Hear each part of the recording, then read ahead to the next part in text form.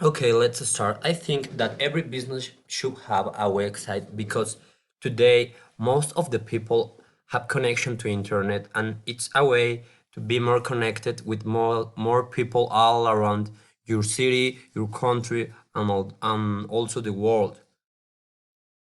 With with a internet website, a good internet website, you can have more more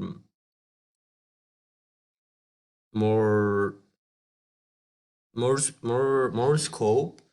And I think a good internet site have quick access and images, and a bad internet site have a lot of information and slow access, and also the cookies and this thing.